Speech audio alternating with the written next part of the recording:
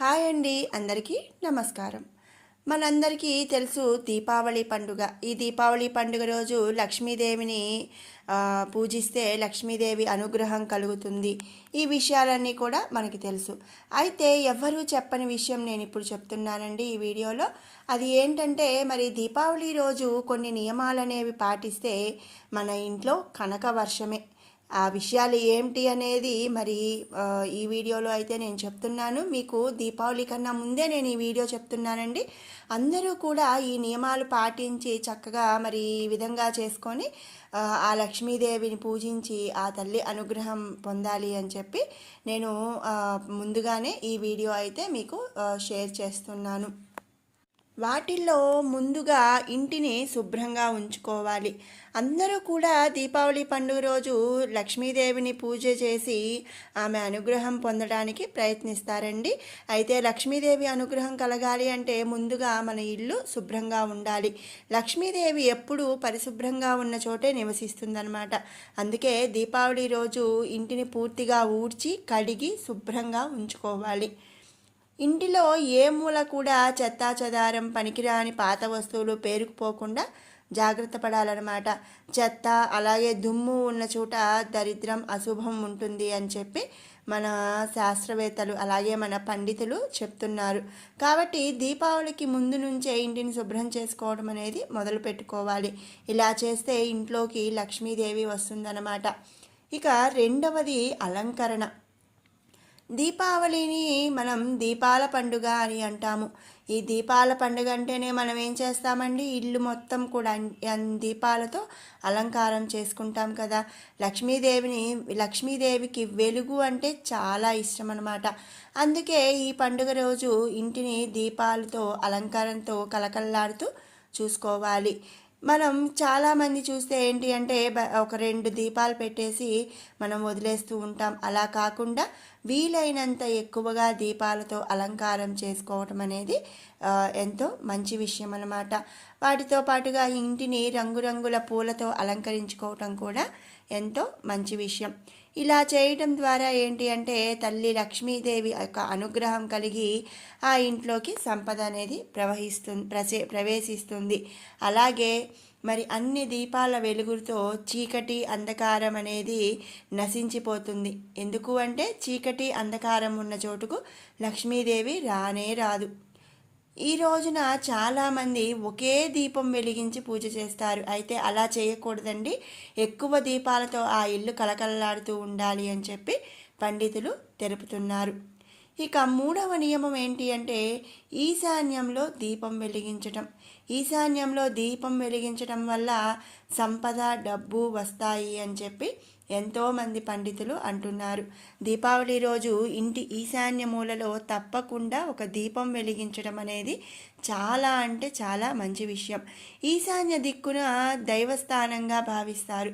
ఈ దిశలో వెలుగు ఉంటే ఇంట్లో ధనాకర్షణ బాగా పెరుగుతుంది అని చెప్పి చెబుతున్నారు. ఇది ఆర్థికంగా కలిసి రావడానికి, వ్యాపారం బాగా వృద్ధి చెందడానికి తోడ్పడుతుంది. అలాగే ఇంట్లోని కుటుంబ సభ్యులు ఆరోగ్యం కూడా మెరుగుపడుతుంది అని చెప్పి చెప్తున్నారు. ఇక ఆఖరిది కొన్ని వస్తువులు అనేవి కొనాలి. అవి ఏంటి అంటే మరి దీపావళి రోజున కొన్ని వస్తువులను కొనుగోలు చేసి పూజలో ఉంచుకోవటం వల్ల కూడా అదృష్టం రెట్టింపు అవుతుంది అని చెప్పి మన పండితులు అంటున్నారు. దీపావళి రోజున లక్ష్మీదేవి చిత్రపటాన్ని కానీ బంగారం వెండి నాణ్యాలను కొనుగోలు చేసి పూజలో ఉంచితే లక్ష్మీ కటాక్షం అనేది లభిస్తుంది. ఇక ఈరోజు లక్ష్మీదేవికి సంబంధించిన వస్తువులను కొనడం వల్ల కూడా ఇంట్లో సంపద నిలకడగా ఉంటుంది అని చెప్పి నమ్ముతున్నారు. మరి దీపావళికి ఏ ఏ వస్తువులు కొంటే ఏ లాభం కలుగుతుంది అనేది మనం ఇప్పుడు తెలుసుకుందాము. దీపావళికి ముందు వచ్చే ధనత్రయోదశికి కూడా ఒక విశేషమైనటువంటి ప్రాముఖ్యత ఉంది. ఈరోజు మరి ప్రతి ఏడాది ఆశ్వీజ మాసం కృష్ణపక్షంలో వచ్చే త్రయోదశినే ధనత్రయోదశి అంటారు. ఇది దీపావళి పండుగకి 2 రోజుల ముందు వస్తుందన్నమాట. ఈ సంవత్సరం అక్టోబర్ 18వ తారీఖు ధనత్రయోదశి వచ్చింది. ఈ ధనత్రయోదశి రోజు మరి సంపద దేవత లక్ష్మీదేవి లేదా కుబేరుడిని పూజించడం, శుభప్రదంగా భావిస్తారు. అలాగే ఈ రోజున మరి కొన్ని వస్తువులు కొంటే ఏంటి అంటే ఇంట్లోకి అదృష్టం, ఐశ్వర్యం, ఆనందం వస్తాయి అని చెప్పి చెప్తుంటారు.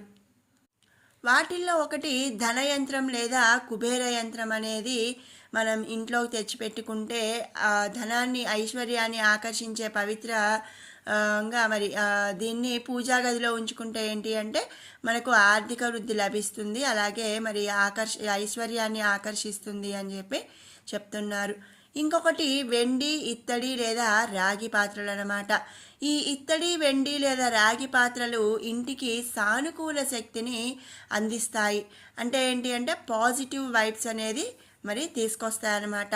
ఈ రోజులో మరి స్టీలు లేదా ఇనుము పాత్రలు కొనకూడదు అని చెప్పి కూడా మనం తెలుసుకోవాలి. ఇంకొకటి లక్ష్మీదేవి లేదా గణేశుడి విగ్రహాలు మరి కొనడం కూడా ఎంతో మంచి విషయం అన్నమాట. ఇక చీపురు, ఈ ధనత్రయోదశి రోజున కొత్త చీపురు కొనడం అనేది ఒక ప్రత్యేక సాంప్రదాయంగా కొన్ని ప్రాంతాల్లో అయితే వస్తుంది. ఇది ఇంట్లోని పేదరికం, ప్రతికూలత అంటే నెగిటివ్ వైబ్స్ అనేవి తొలగిస్తాయి అని చెప్పి ప్రజల నమ్మకం అన్నమాట. తర్వాతది గోమతి చక్రం. గోమతి అనేది నదిలో లభించే అరుదైన ఒక సహజ సిద్ధమైన చిప్పలు, ఆధ్యాత్మిక రక్షణకు ప్రసిద్ధి అన్నమాట.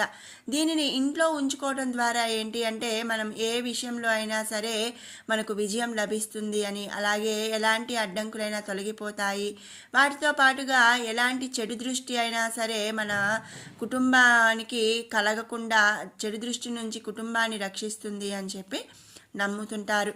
అలాగే ఇక మరి కొత్త ఫర్నిచర్ లేదా ఇంటి అలంకరణ వస్తువులు, వాటితో పాటుగా ఆభరణాలు, వీటిలో ఏదో ఒకటి మనం ఏవి కొనగలిగితే అవి మన స్తోమతకి తగ్గట్టుగా ఏదో ఒకటి మనం కొనడం అనేది మనకు మంచి విషయం అని చెప్పి మనం తెలుసుకోవాలి. మన పండితులు, మన పురాణాలు అవి చెప్తున్నాయన్నమాట. ఇది మరి దీపావళి రోజు పాటించవలసినటువంటి నియమాలు, అలాగే దీపావళి ధనత్రయోదశి రోజున మనం కొనవలసినటువంటి వస్తువులు అన్నమాట. మీరందరూ కూడా మరి ఈ ధనత్రయోదశి రోజు మీకు చేతనైన వస్తువు కొనుక్కొని మరి ఆ లక్ష్మీదేవికి సంతృప్తి కలిగించాలి అని, అలాగే దీపావళి రోజు నేను చెప్పినటువంటి నియమాలు పాటించి ఆ లక్ష్మీదేవి అనుగ్రహానికి పాత్రలు కావాలి అని చెప్పి ఆశిస్తున్నాను.